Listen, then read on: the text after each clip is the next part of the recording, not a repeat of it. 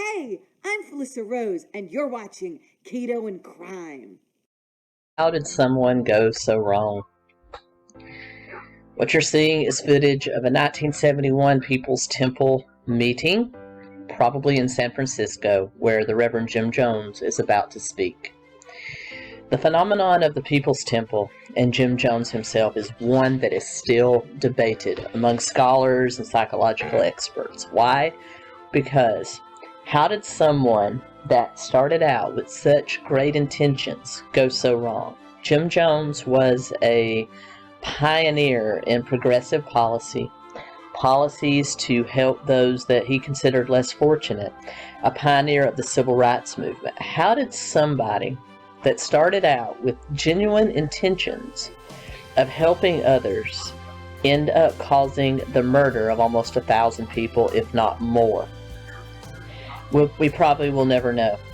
If Jonestown had never happened, the massacre had never happened, I think we would be studying Jim Jones for a whole other reason today, as he would go down as a pioneer of the civil rights movement. But instead, what we have is somebody that started out on a good path and then gradually spiraled down into something that I don't even think he realized what it was, and was using religion to forward a Marxist, socialist belief and essentially take advantage of people and control people. The manipulation of all aspects of life that went on with People's Temple members was an extraordinary example of the control that cults have over people, and it's one that should be studied and immortalized to prevent it from happening in the future. And so what I have now is a 4-part series I did during the pandemic. So we're going to go back to May of 2020, about 13 months ago, where Quarantine Tracy, who has quarantine head, please ignore that, and has quarantine weight gain that she is still not lost at this point, on her. But ignore that and enjoy the information, because it's a good one. So let's dive in. Part 1, Jim Jones and the People's Temple, the beginning.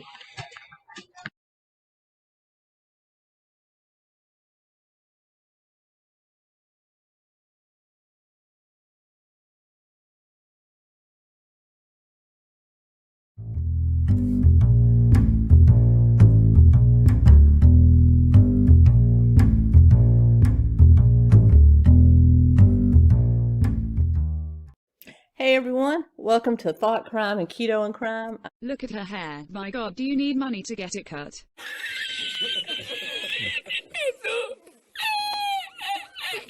I'm back in my Nana's house. We're going to be talking about Jim Jones and the People's Temple. This one could be quite a long one. There's a lot of information that I found that I was not aware was true. Lots of stuff that's both weird and fascinating, and I don't know why I'm picking up my hairbrush and showing it to you. But very weird, some very weird stuff, and I want to cover it all. My plan is to cover this in several sections, so there's going to be kind of an introduction and background. Then we're going to go into Jim Jones' childhood, and then I'm going to go into the Indiana years of the People's Temple, and then to the California years of the People's Temple, and then on to actual Guyana. So we probably won't get to the massacre until the very last episode. So if that's the information you're here for, then I highly recommend waiting for the final episode of this series, where we will cover that. But if you are like me and want to know the whole story, or the rest of the story, like Paul Harvey used to say, I'm really old, that Paul Harvey used to say, then stick around for all the episodes, because I found out a lot of really interesting stuff. I even found out that I might have possibly had a cousin in the People's Temple, which is really freaky, but we'll get to that. Anyway, let's get into it, shall we? What was the People's Temple? The People's Temple was, at a glance, a church within first the sort of an independent Pentecostal. Then it became absorbed into the Disciples of Christ, which, from what I understand, is kind of an offshoot of the Church of Christ, and that they allow instrumental music and some other more liberal, progressive things than the Church of Christ does. And then Also, at one point, it was also kind of absorbed into the Assemblies of God, but the Independent Assemblies of God. So we'll get into all that, but it was at glance a church. And then from there, it kind of morphed into a social movement and a political organization. And then from there, we know it became a cult. And I think what we're going to see is that it was always kind of a cult, at least a cult of personality, in the form of its leader, the Reverend Jim Jones, which is going to take up the majority of this video. So it was always kind of a cult of personality, but then it morphed into an actual murderous doomsday type of cult. And of course, it ended with probably the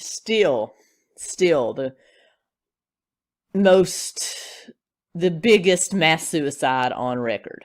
I mean, it even trumps that of the Branch Davidians, and so definitely one that has always captured our curiosity. It was one that I think that if the story had ended a lot sooner than it did, that is, if they didn't go to Guyana, or if they went to Guyana and actually did what their original vision was and hadn't gone all winky-dinky and killed everyone, I think we would have been reading about Jim Jones and the People's Temple in today's history books, talking about what a progressive organization they were and how they were leaders in the civil rights movement and the social justice movement, and how they did so much for the integration of some very segregated parts of the country.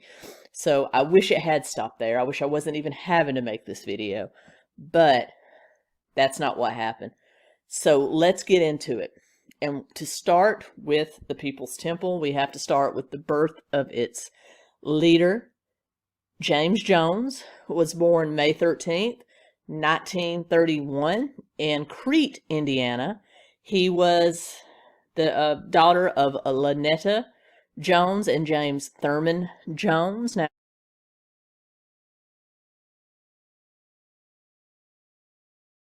Now, Lynetta was very interesting. She was definitely ahead of her time as far as being kind of progressive thinking and definitely being a feminist.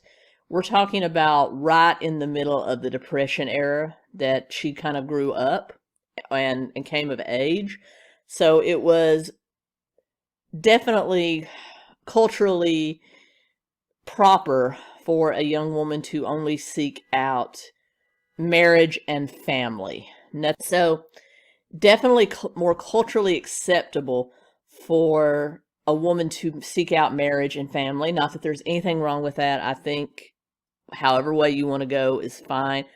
But it was what women were expected to do, and she did not want to do that. In fact, she very animately, from the time she was a child, declared that I want to have a career, I want to be a businesswoman, I want to be like my stepfather. And her stepfather was a very successful businessman, so she looked up to him, and she wanted to be just like him. So for a long time, she wanted to go to college. She wanted to do exactly the opposite of what the social mores of the time would dictate that she should do. And then her mother died when she was very young, in fact, under the age of 20. And from that point on, she changed her tune. Something turned in her when her mother died. And instead of pursuing a career, pursuing being a business owner, she decided she did want marriage and family. But she was a little bit older by the time she actually started dating. So let me just tell you something about this era.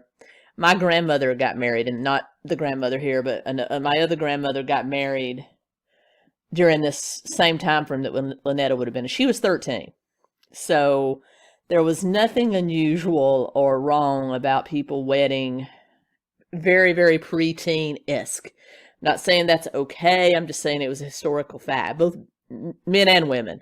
So even though she was only in her like mid-20s by the time she decided that she wanted to get married, she was already an old maid by those standards. And the man that she found, the man that showed her interest, that wanted to marry her, was James Thurman Jones, who was 16 years her senior, a World War I veteran, and also partially disabled. He had lung ailments. I really couldn't find anything saying exactly what he had, but I'm going to venture that it was probably COPD or emphysema from smoking, because he was a smoker.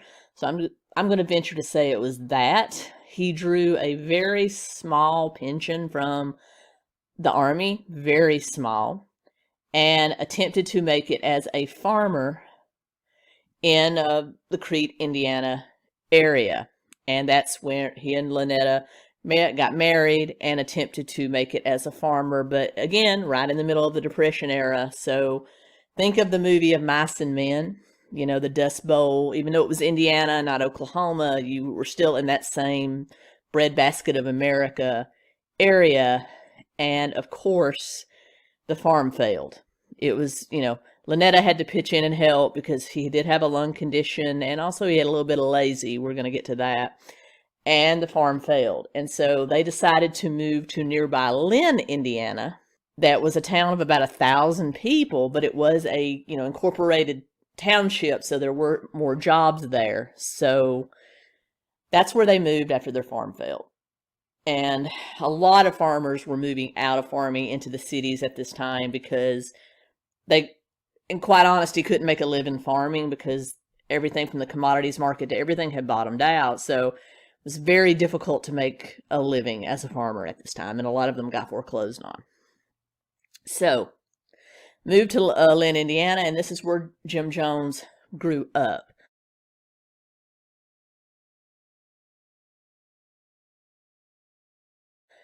However, once on arriving in Lynn, Indiana, where James Thurman Jones had family, and his family were Quakers, so they were pacifists, and he was kind of the black sheep of the family because he had joined the Army. And they didn't really care for that, so even though they had moved back closer to his family, he was still kind of considered an outcast, so it wasn't the greatest relationship with his family. They didn't help very much, if that makes sense. So, but they were able to rent a small clapboard type house that had a barn and a little bit of acreage to it, and this is where Jim Jones grew up. But because of his father's case of lazy, he was just kind of a loaf, definitely an alcoholic, even though this was just after Prohibition, and Lynn, Indiana really didn't feel Prohibition because Lynn, Indiana was always dry. This is a town of 1,000 people with 20 churches in it. So, and you know, that's not unusual in the Midwest and the South. So definitely it was still a dry county. They never even knew Prohibition was a thing. But still, he liked to drink, and he got it in illegal ways, of course, and spent what money he did have on that. He did some odd jobs. But what he really loved to do was play cards, so that's how he busied himself. Every morning he would pull his butt up out of bed and walk down to the local pool hall, where they didn't serve alcohol, at least legally, and he would sit there and play pool and drink coffee and soda and play cards all day, while Lynetta went out and worked 2 jobs. She worked at a couple of stores. She also worked in one of the many factories around Lynn, Indiana. There was a tomato canning plant there. There were textile mills around there. Very industrial area. There were also near Richmond, Indiana, which was about 15 miles away. And she would sometimes carpool with people that worked there to some of the mini factories there. And so she worked a lot to support the family. And as a result, little Jimmy, from the time he could move around on his own, was kind of on his own. He was seen many times playing in the yard outside with no one watching him. Child Protective Services really wasn't a thing in this day, so a lot of this happened. I know in my Alcatraz video, we talked about how one of the convicts during the Battle of Alcatraz had been kind of looked after by his older sister, and she set him too close to the fireplace, and they both caught on fire, and he was left brain damaged as a result of that. So, but yet CPS didn't come. Same here. CPS didn't come. It really wasn't a thing. So little Jimmy was literally left to his own devices. Even his father was supposed to be watching him, but of course, as soon as Mama was gone, Daddy would go to the pool hall. He would simply try to lock Jim in the house, but that didn't work. You know, maybe as a baby, that's what they did, but he was a toddler toddling around by himself. And He actually learned to walk, legend goes, by pushing a small red cart. He would simply push that red cart around, and that's how he learned to walk. And there was another story where a neighbor by the name of Myrtle Kennedy, who will play a very important part in Jim Jones' religious development, happened to be looking out of her window. She kind of kept an eye on Jimmy because she knew he was out playing by himself, and she would often bring him in the house and clean him up and feed him because he was kind of dirty. She even spotted him a few times with excrement on the back of his pants. I mean, that's how neglected this poor child was. And I don't think Lynetta or James Thurman Jones should have ever had children, and definitely shouldn't have been married. They were definitely a dysfunctional family. And so Myrtle would watch him from her window, and she recalls seeing him playing by the train tracks. She was on her way out of the house to stop him because she was afraid he was going to get hit by the oncoming train. And the oncoming train did zip by him, but the cow catcher caught his little red cart that he always pushed around learning to walk and drug it away. So you had little Jimmy laying there in the dust. His booby has just been pulled away. So she recounted that. And she said from that moment on, she took him into her home, and he stayed with her when his parents weren't around, which was most of the time.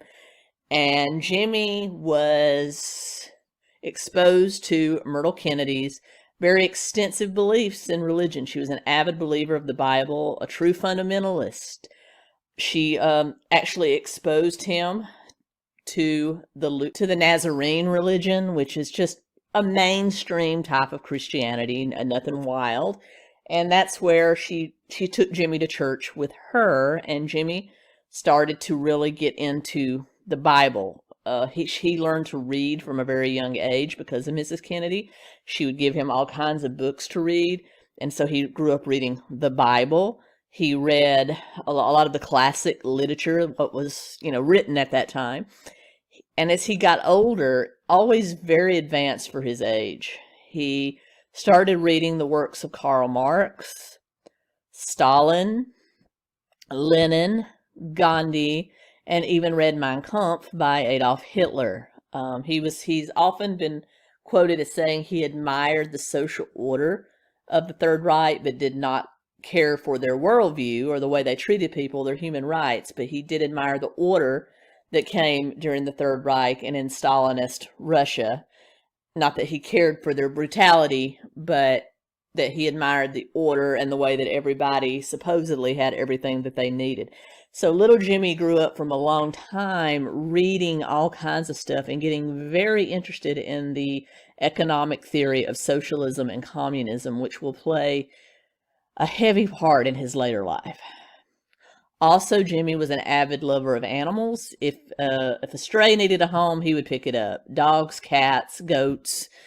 He had a very menagerie out back. They had a little pen out back at the little clapboard house, and he put all kinds of animals in there and would go out and play with them. He would take care of them. He would have funerals for them when they died. I mean, he took care of those animals. He also became pretty obsessed with his appearance. He's been described, in fact, the signature book on Jim Jones is called Raven. It's by Tim Reederman, who was a survivor of the Jonestown massacre, the massacre at the landing strip, which we will get into much later. And he wrote the definitive book, and it was called Raven because Jim Jones had jet black hair, often referred to as Raven, and he kept it cut and styled in such a way, slicked back. He was obsessed with his hair from the time he understood that appearance mattered. He also was obsessed with shining his shoes, washing his clothes. So he started, with Myrtle Kennedy's tutelage, started doing a lot of the domestic stuff around the house that when Lynetta was at work and when his father was out playing cards and doing what his father did. He also, because their family was kind of considered weird, it was very weird that the woman of the house would be earning the living, that the people of Lynn, Indiana kind of snubbed. Plus also his mother cussed like a sailor and drank a little and wasn't a puritanical woman about town. So they were just kind of the outcasts, I guess, aside from the Kennedys and maybe James's family. They didn't really have anyone that they really talked to, so they were kind of the black sheep, and as a result, for a lot of his childhood, Jim didn't have any friends. So he would go to different church. He would go around to different churches. He would go to Myrtle's church. He would go around to other different churches, and really became really obsessed with the Gospel Tabernacle Church, which was on the outskirts of Lynn, and it was the town's only Pentecostal church. All the others in town were basically mainstream Protestant, maybe a Catholic church, but for the most part, mainstream Protestant. Nazarenes, Lutherans, Presbyterians, Episcopals, just the very nice, sit in the pews and sing and listen to the sermon type of Protestantism. But this Gospel Tabernacle was totally different. There was a female pastor, for one thing, which was very unusual for this time period. We're into the, late 30s, early 40s here. Very unusual for that time. And it was a hoot and holler, bench jumping, possibly snake handling type of Pentecostal church. And it wasn't made up of native Lynians or native Indiana residents. It was mostly transplants from Tennessee and Kentucky that went there. So it was definitely a transplant from the hills of the South, the Appalachian. And I'll link my video on Snake Handlers of Appalachia if you want to see that. But that religion, the Pentecostal religion, is very common in the mountainous regions of Appalachia. And a lot of these people that went to this church were from that area in Kentucky and Tennessee. Hillbillies, outcasts, white trash, call whatever you want to call them, any derogatory name you want to call them. That's the type of church that Jimmy really fell in love with. He fell in love with the passion, the jumping, the hoop, and the hollering, and Jimmy fell in with the best of them. Even at 10 years old, he was in there jumping around, faking speaking in tongues because he didn't really get it, but he never really got it. He never really did it. He never really believed. We're going to get into that. But he was in there faking, jumping around, pretending to speak in tongues, and he would always catch the crowd's attention because he's a little 10-year-old boy doing all this stuff. And the female preacher took a huge interest in him and started kind of grooming him to be a child preacher. Child preachers are a novelty.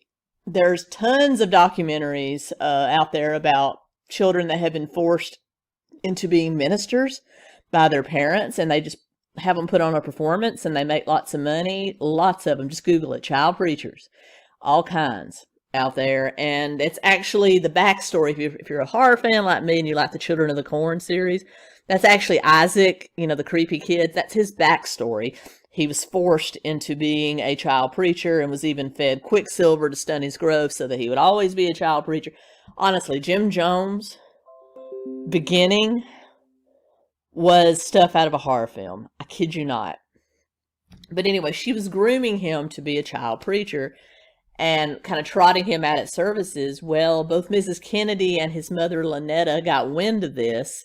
And Lynetta actually went to one of the services. And when she saw what this preacher was doing with her son, she got angry and confronted her and, almost forbade Jimmy not to go back to church. But Jimmy begged. He liked it. So she continued to let him go. But it was at that point that Jimmy started having night terrors, and Jim Jones' lifelong struggle with insomnia began. And he started having night terrors about snakes, which leads me to believe either the story of the serpent in the Bible really got to him, or maybe they were handling snakes when Lynetta wasn't there. But anyway, he started having really bad night terrors. And as a result, Lynetta finally did put her foot down, and little Jimmy was taken out of that church.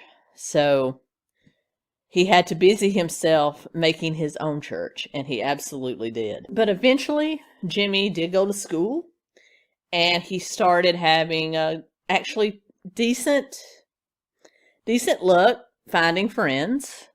And he started kind of hanging around with a bunch of kids and sort of became their de facto leader. He turned the loft in the family barn into his own little church. He created a pulpit and an altar. He put white sheets down, and he would invite kids from school over to listen to him preach, and they would come and listen to him, and they would play and get into the service, and they'd be out there having a hoop and holler, good time. And then Jimmy would help them with their homework too, so it was just kind of a thing. But the adults that kind of witnessed this, they admired Jimmy and that he seemed to be a natural born leader. And he would amaze the children by what he could do. He would let them play with his animals down below, so it was kind of like a petting zoo, so that was a draw to kids. He also had homing pigeons. He would adopt these pigeons and actually teach them to carry messages to and fro, and he would show them how some pigeons would come in, some pigeons would go out, and he would actually put little messages on them and send them out. We don't know if there were actually anybody receiving those messages, but pigeons would come in and out carrying messages. And the kids were just amazed. He would also have funerals for animals when they died. This included his friends' pets. And there were some kind of creepy stories that maybe Jimmy actually killed a couple of animals just so he could have funerals for them. But you would see these funeral processions going through the woods, these kids with these animals. You know, it's a very kid thing to do, but it's a little weird. Also, Jimmy was very interested in science. He saved his money and bought an early version of a microscope, and he would actually, you know, dissect the animals that died or he killed, however they met their end, and he would look at the stuff under the microscope. He would let his friends look at it. He wouldn't let them touch anything, like the slides or anything, but he would let them look. He also tried early versions of surgery. I think this was the most disturbing part. He would do blood transfusions with animals. He also tried to put a duck's leg on a chicken with grafting. That didn't really work too well, but he would try all kinds of stuff. And then there were rumors that when kids didn't want to come over, when he couldn't entice them over with other stuff, he was very Tom Sawyer Machiavellian. I mean, he would convince kids that work was fun and he would get them to help with work. But there were just sometimes kids didn't want to come over, so he would literally lock them in the barn sometimes. There was an actual story where he trapped 2 boys in his barn overnight. And the only way he would let them out is if they yelled, "Heil Hitler." So it was just, he was a strange young man. That's the only way I can, but he was years ahead of your normal, you know, preteen and teenager in maturity as far as being able to do chores and kind of hold down a household, which he was still having to because he was still kind of left at home alone. He was also smarter than the average kid. He was well read. Also, he sprung into puberty a lot faster than a lot of his friends. By the time he was 14, he had sprung up at least another 4 inches. To hear other people describe it, little Jimmy was well endowed. I don't know why I feel the need to say that, but it's relevant to some of the things he and his friends would do. They would have literal pissing contests where these boys would go out back and pee, and they would pinch, and cause a huge stream of pee, and Jimmy would always win. So he would win stuff off his friends, like money, like trinkets, like bicycles, what have you. So he would literally have pissing contests with his friends, as well as church services and grotesque science experiments. I mean, it's fascinating and terrifying all at once. Jimmy's best friend was a young man by the name of Don Foreman, and they actually met in 1st or 2nd grade and were best friends all throughout their childhood. In fact, some of the earliest memories that Don had of Jimmy was when they would go downtown. No, Jimmy didn't have any money, neither did Don, and they would go down to the local gas station where a bunch of the town men would sit around fixing old cars and drinking soda pop. Well, those boys didn't have money for soda pop, but Jimmy had derived a way to get money for soda pops, and he would light into the most tyrannical tirade of cursing that anyone had ever heard, and the men at the garage thought it was the funniest thing they'd ever did, and they would pay him nickels to curse. So just think of the worst things you can have a child say. They would pay little Jimmy to just scream out obscenities, and this was, you know, at the age of 7, 8, 9, 10. In addition to kind of being a religious fanatic, he also could manipulate people for money, which would play into this. And Don remembers Jimmy going in there and getting enough money for them to get sodas and candy and whatever. So I guess you do what you got to do. But it was during their freshman year of high school that Jimmy started church hopping again, and he went back to the Gospel Tabernacle where he had been banned by his mom for a couple of years, and he took Don with him. It scared Don to death, and Don didn't even stay for one whole service, but Jimmy did. He actually really got into it. He started going back, and he actually took a white sheet and fashioned for himself a choir robe, and he would wear that to the Gospel Tabernacle and dress in it and hoop and holler around and have a good old time.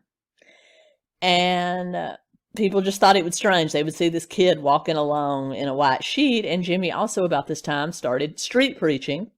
He would preach a little bit on the street. He would point out people that doing things that he thought was wrong, and he would call them out for it. He also started doing that to kids who were playing marbles and cards and doing things and cussing. Even though he earned money by cussing, he would get all over kids for doing kid things like playing marbles and jacks and cards and tell them they were going to hell. So he didn't make himself a whole lot of friends outside of Don Foreman, who's just, like I said, had known him so long. He didn't feel the need to break. But the first time Don said that he thought about breaking ties with Jimmy was about the age of 14 or 15 when Jimmy had acquired a BB gun, and they were just horsing around with it, shooting at, little targets and stuff. And Don turned his back, and Jimmy shot him with the BB gun. And Don said he felt like the hot pain go into his leg, and he screamed and looked at Jimmy and said, "Why'd you do that?" And he goes, "I just wanted to see if you could take it." Whew. About 2 years after that, about the age of 17, Don started getting a lot into sports, and Jimmy became kind of a nerd, not even like a sci-fi nerd, just a nerd. He wore suits to school. He always had polished shoes, nice hair. Don became an athlete. Don definitely had Hoosier fever. He loved basketball, football, all kinds of stuff. So they kind of started to drift apart. But Don would often take Jimmy fishing and hunting and things like that so that Jimmy wouldn't be completely alone. Well, one time they were out hunting as teenagers, and they were hunting rabbits, and Don and Jimmy were walking along. Don gave Jimmy a hunting rifle and showed him how to safely carry it, but Jimmy wasn't carrying it safely. When you carry a hunting rifle, you point it down away from anyone's appendages, and you have the safety on, and you walk with it down like that. Well, Jimmy, he didn't know if he had the safety on it or not. He hoped he did, but he was kind of pointing it down ahead of him, closer to Don's foot than Don would have liked. And he actually kept stopping and saying, "Jimmy, carry that gun the way I showed you. Please don't point it at me." And they kept walking. And Jimmy then all of a sudden stopped and started yelling at Don to stop. And Don turned around and kind of went, "You're not the boss of me. Why are you telling me to stop?" And continued to walk. And he heard the gun go off. And then searing hot pain in his foot, Jimmy shot Don in the toe. And at that point, the hunting trip was over. They had to take Don to the doctor. He did not lose his toe, thank goodness, but it was just a graze. But still, we're seeing Jimmy show an affinity for telling people what to do. He didn't like being told no. He didn't like it when people broke from what he thought they should be doing. And he had this bizarre definition of morality and what was right to do. So, yeah, he shot Don. And at that point, that friendship would have been over, but Don's not done yet. Don was truly a loyal young man, as we'll find out. But just like Don, Jimmy had affections for girls. He seemed to gravitate toward the richer families in town. He would try to court the daughters of the doctors and the dentists in town. In fact, he did date the daughter of a local dentist for a little while. Her family seemed to adore him. She would play the piano for Jimmy. They seemed to have a really good repertoire, but they eventually broke up. Don also, dated and had girlfriends. And Jimmy seemed to migrate toward the smarter and the richer kids. He didn't really have an affinity for the poorer kids in town or even the black kids. There is a legend that Jimmy brought home the only black boy in town, and his father ordered him out, wouldn't let him come in, then Jimmy left home. That legend is not necessarily true. That's just what it is, a legend. Really, I couldn't find any evidence that Jimmy did that to his father, so I think that was just a popular story, maybe circulated by the People's Temple later on. Not saying Jimmy was racist, but there just wasn't a whole lot of black people in Lynn, Indiana. Lynn, let me tell you about Indiana in the 20s, 30s, 40s. It was the national headquarters of the Ku Klux Klan. There's a very interesting documentary called Ku Klux Klan, A Secret History that is just rife with information about Indiana. A lot of the government in Indiana was entangled with the KKK, so it was a very racist place during this time period. So that attitude was pretty prevalent. So as you can imagine, wasn't a whole lot of diversity, at least in appearance there. Probably wasn't a whole lot of diversity in thought either, because as we said, Jimmy's mother was still kind of the brunt of being called sluts and bad people because she cussed and drank and brought home the money in the house, and they considered, you know, Jimmy's father kind of a loaf too, so little Jimmy just got the worst of it there. But he did, as I said, date. He did have some normal interactions. He never really got into sports like Don did. Don played basketball, football, baseball, loved to watch it on television too when television came around. And there was a time where Don actually invited Jimmy out to play basketball with some of his friends, and Jimmy got angry and kind of broke up the game, and Don threatened to beat his butt, and Jimmy basically got in his face, and it was just kind of a bad little incident. From that time point on, Don kind of kept his distance. There was really no further interaction with them outside of school after that incident, and as a result, because Don was a popular kid, Jimmy kind of lost what few friends he did. He became even more of a religious zealot.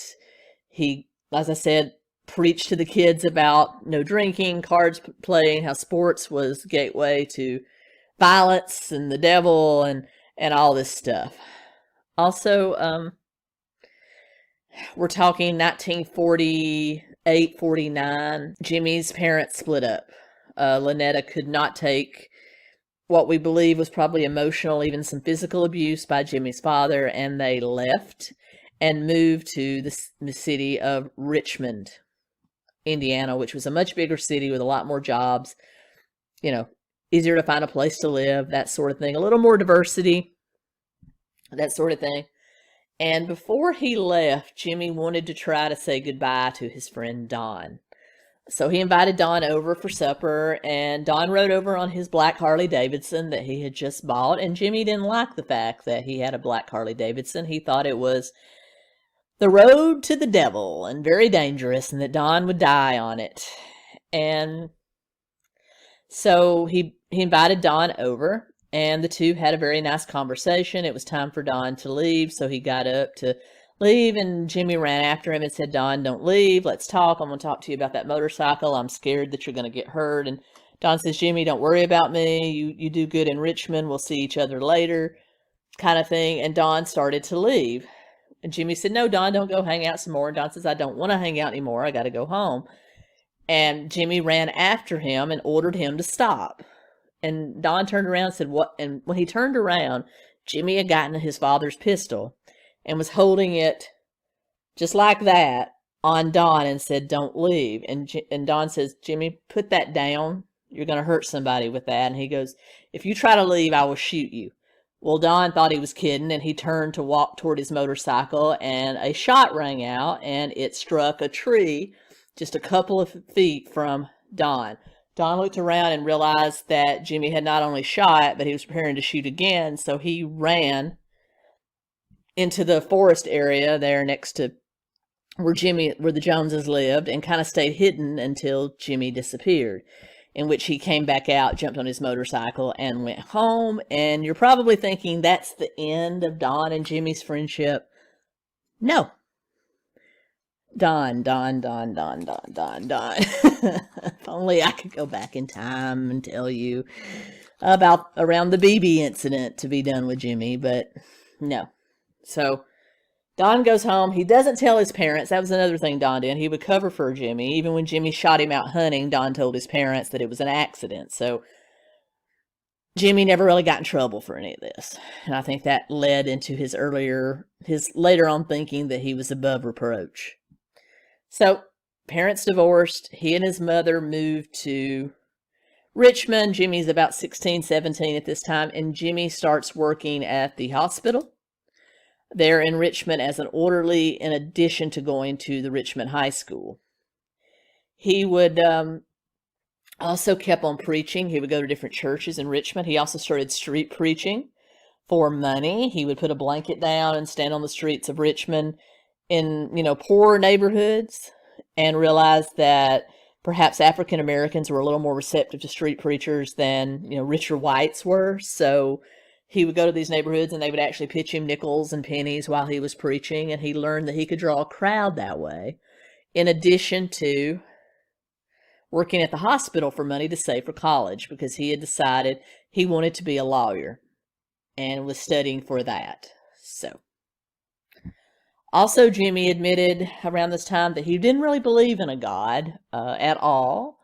He believed that God was kind of the gross amalgamation of all the good in people. So he was very much for social justice, especially when he saw the plight of African Americans in the poor neighborhoods in Richmond. So he realized that there did need to be some reform, and that perhaps an integration needed to be kind of the,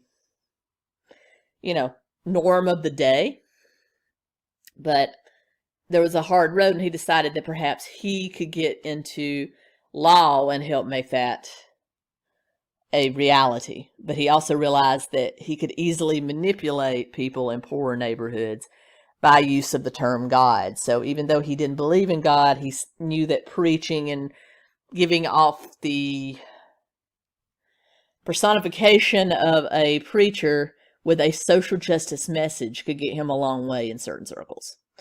And he learned that in Richmond. Also, Jimmy was considered one of the best orderlies at the hospital. He really was a hard worker.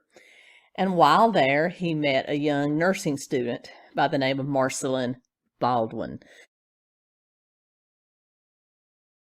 And she was the daughter of a local Republican, Methodist, very religious, traditional Christian Republican politician by the name of Walter, and his wife, Charlotte Baldwin, who was a homemaker.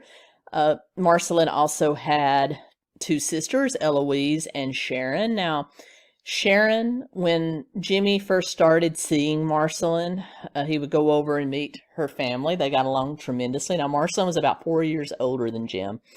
So Jim was 16, she was 20, 21, almost 21 at the time. So she was a little apprehensive about actually seeing him, but he won her over. He was kind of a romantic at heart. He did woo her and win her over.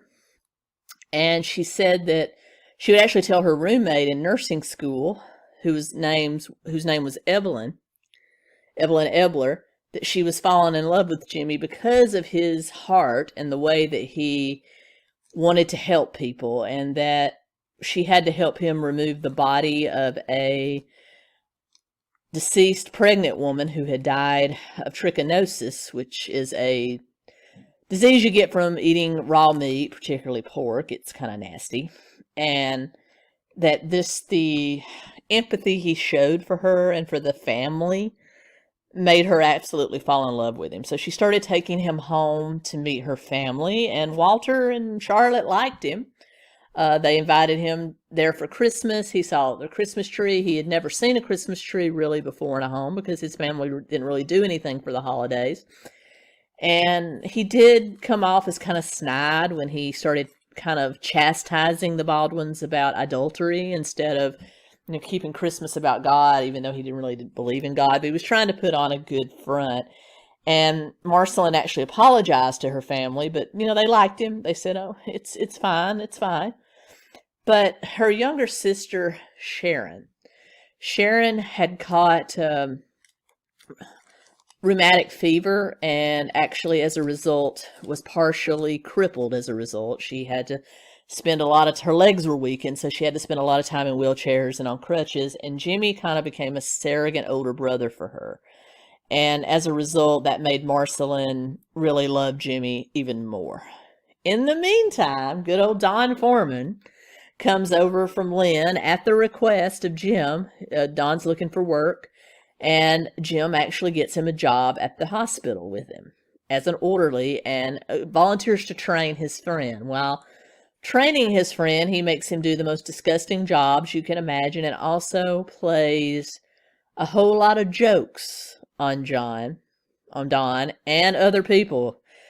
For example, there was a couple of stories where there was a gentleman, an elderly gentleman, that was admitted with elephantitis of the scrotum. If you don't know what elephantitis is, it just makes things swell up really, really big. I don't know what was going on in Indiana, that they had all these weird diseases, trichinosis, elephantitis, but Jimmy was ordered to bathe this elderly man, and he did, but then he also helped him get up, and the guy, elephantitis also affects the mind, so you're not really there, and he actually took off his hospital gown and kind of maneuvered the gentleman where he would walk outside, and actually flashed the nurses with overgrown genitals that when they were standing there getting their instructions from their supervisor for the day. And then there was another time where he played a very nasty trick on Don. This was the final straw for Don and Jimmy. Jimmy told Don that he needed to come up to the operating room. They had actually had to amputate one's leg. And Jimmy gave it to Don, lightly wrapped in a sheet, and told him he needed to take it down to the incinerator. Well, common sense would dictate that you would take this down to the incinerator, put it in, and leave. But Jimmy followed Don and forced him to stand there and watch that leg and smell that leg burn completely away. Well, that was it for Don. Don walked immediately out of the hospital and quit and never spoke to Jimmy again. Now, why would Jimmy do that? I don't know if Jim just had this bizarre fascination with trying to break Don and make Don completely his bitch. But I have no idea why he would do such a thing.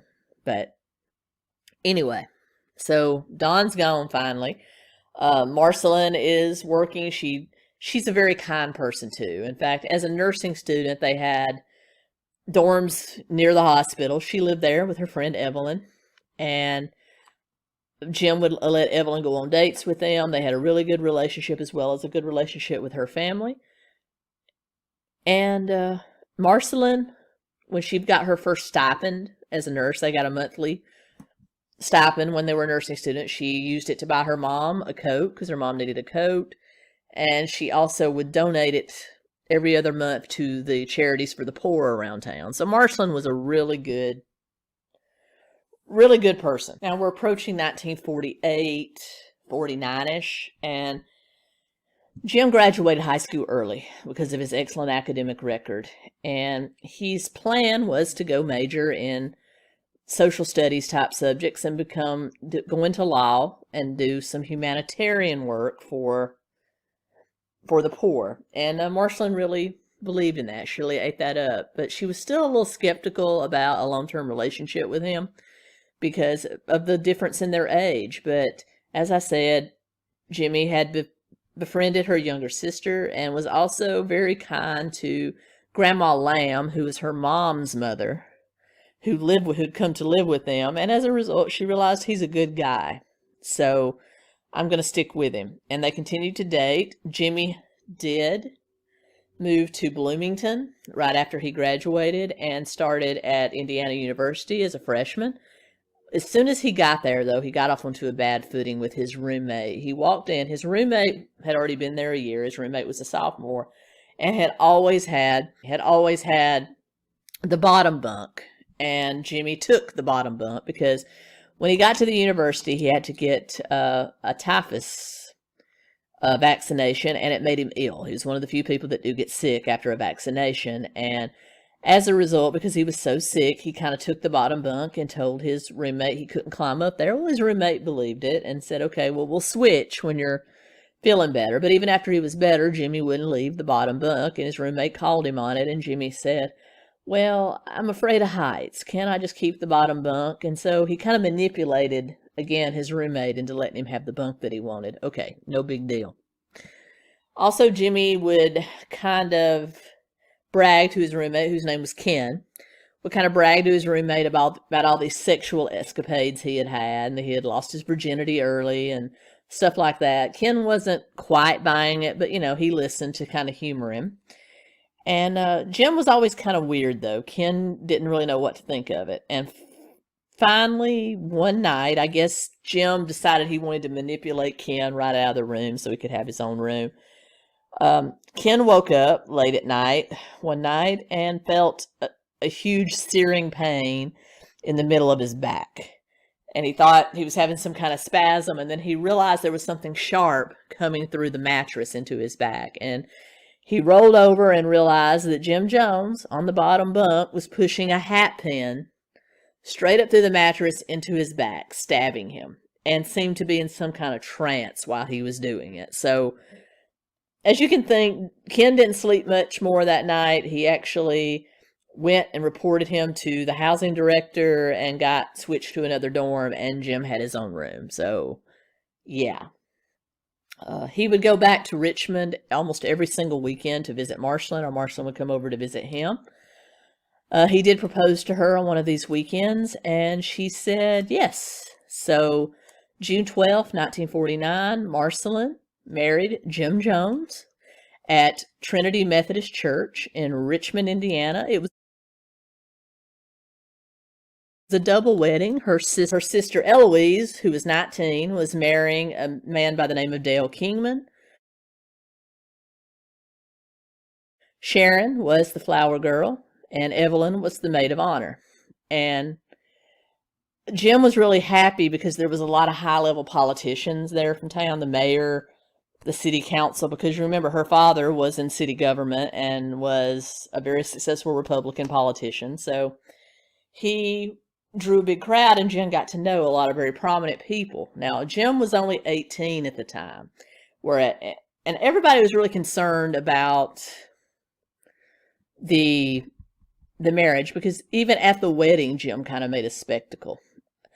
Dale and Eloise were married first, and when they were pronounced man and wife, they did the traditional little peck in front of people. Okay, no big deal. I don't care how you want to kiss when you get married. But then when Marceline and Jim were pronounced man and wife, Jim pretty much took her, bent her over, and tongued her in front of everybody in the Methodist church. So pretty sure he was just doing that to make himself memorable. But in any case, there's a lot of things, wrong. A lot of things wrong with Jim Jones' way of doing things, even early on.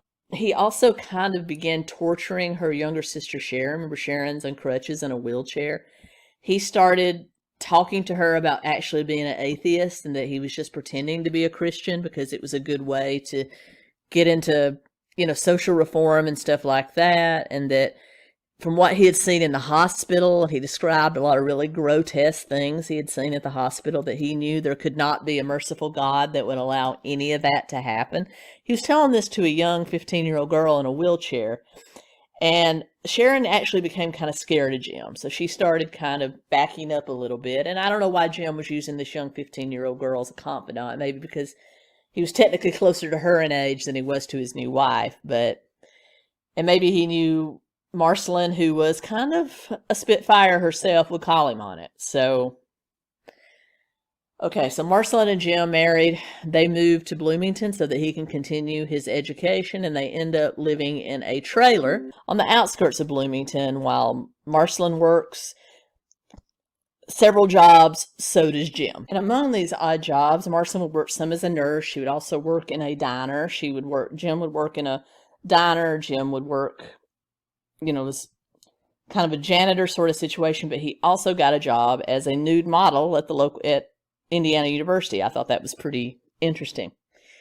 he started to speak to Marcelin a lot about the beauty of communism and the socialist system and how it's good to have, everybody provided for the same. I mean, there's a good theory there, I guess, but we know that doesn't always work in reality. But Jim had the idea that it could work, and so he started to talk a lot about it. He also started to talk a lot about communism and his atheism around the Baldwins, around Walter and Charlotte, and they didn't really like it. And so a rift started forming between Jim and his in-laws. And by this time, Sharon Baldwin was absolutely terrified of Jim. She didn't want to be around him. And one time they had kind of a falling out when the Baldwins had come over to visit Marcelin, and they kind of left. Well, a couple of weeks later, they were back having a visit, and when they went out to get in their car, Walter discovered the car felt a little funny. It was driving a little funny, so when they got home, they had a mechanic look at it, and the mechanic told them it looked like it had been tampered with, that someone had attempted to cut their brake line. Also, some things in the engine had been tinkering with, and the Baldwins immediately suspected Jim. They didn't know why. They just had a feeling. They didn't really voice their concerns to Marcelin, but they really believed that Jim had tampered with their car in an effort to make them get into a car accident. Also, he began to play mind games with Marcelin. He had started treating Marcelin much like his father had treated his mother. So, that's a cycle. You see people abuse people. That happened. So he started doing this very same thing to Marcelin. In fact, the psychological abuse he would put on her reached kind of a breaking point when one morning she was cooking and he was reading the newspaper to her, and he read about a traffic accident that had happened in Richmond that had claimed the life of some students that Marcelin had gone to high school with, and started ringing off the names. Well, he inserted the name of one of Marcelin's best friends in the list of the dead. And Marcelin absolutely broke down. She couldn't believe it. She says, I got to find out about the funeral, blah, blah, blah. And Jim was like, no, I was just kidding. So why would you even do that? Why? That's just cruel. That's just cruel and unusual.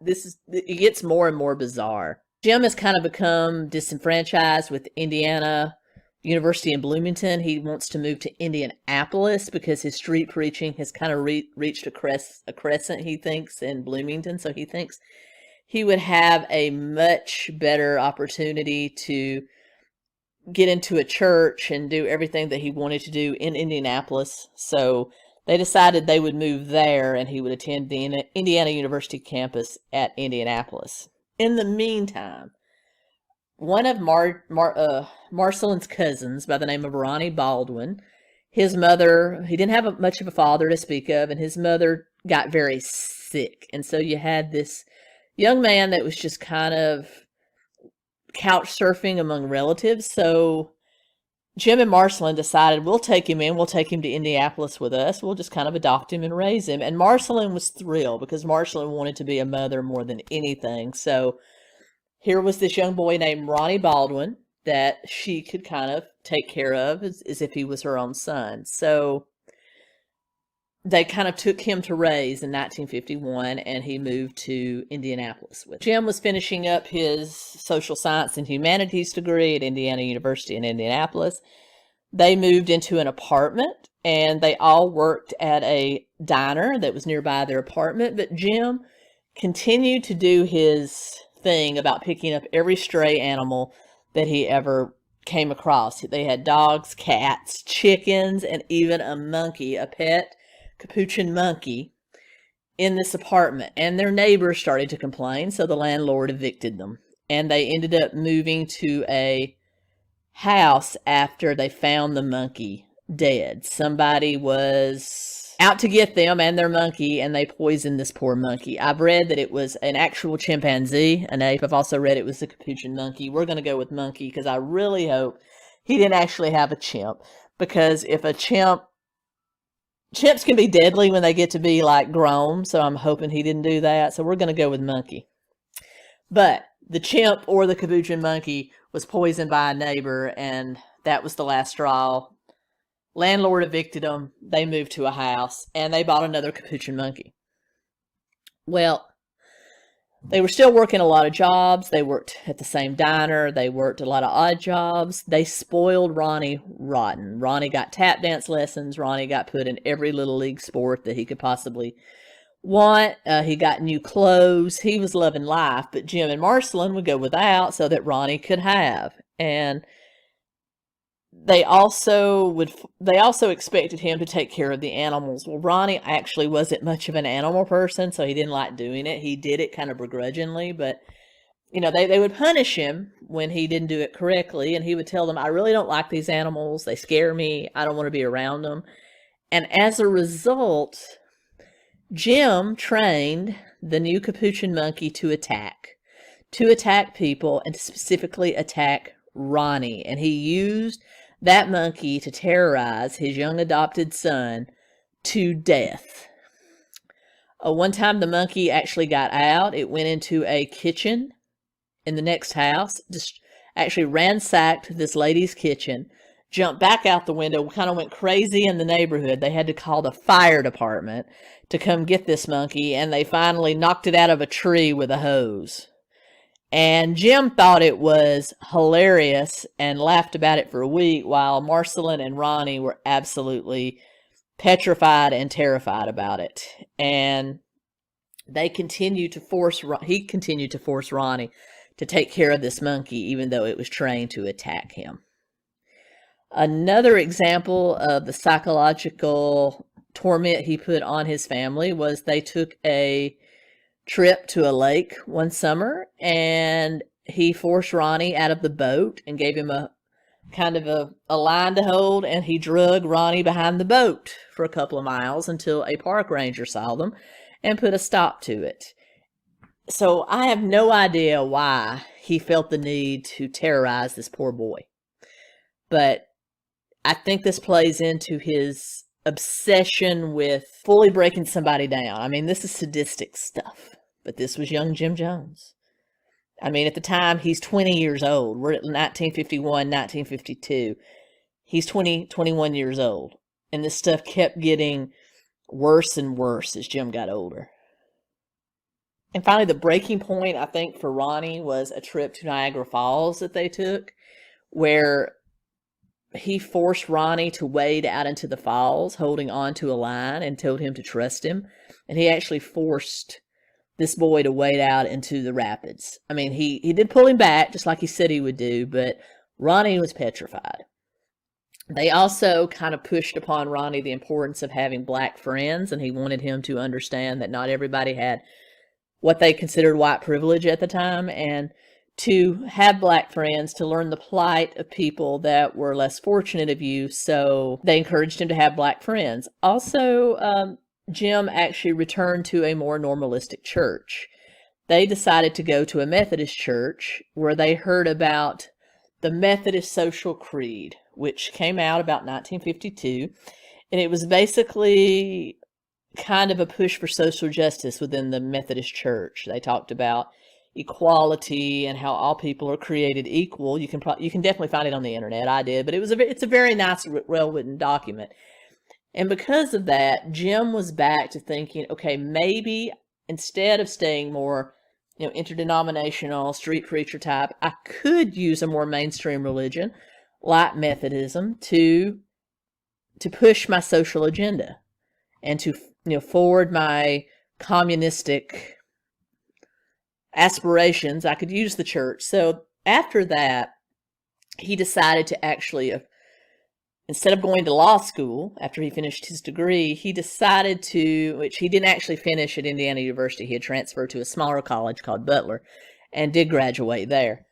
But he decided to seek becoming, ordained as a Methodist minister. And that, of course, delighted the Baldwins because, they thought, well, maybe he's coming around. Maybe he's coming around. Also, about 1952, they asked Ronnie if they could adopt him. They wanted to make it official. Ronnie did not want to be adopted. Jim's like, but I've been your father. She's been your mother. We've sacrificed so much for you. Why wouldn't you want to be our son? Now, Jim, like I said, is only 22 by this time. So Ronnie's 14, 15. He's not much older than this boy he wants to adopt. And Ronnie goes, no, this was only, I stayed with you until my mom's back on her feet situation. I have a mom. I have a younger sibling. I want to go back to my family. Okay. Jim basically flipped out and sent Ronnie back to his mother that very night.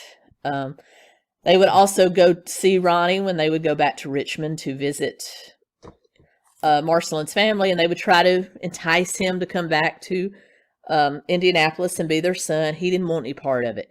He was done. Also, Marcelin was done, and Marcelin asked Jim for a divorce, and he basically threatened her and said that if she tried to leave him, he would regret it.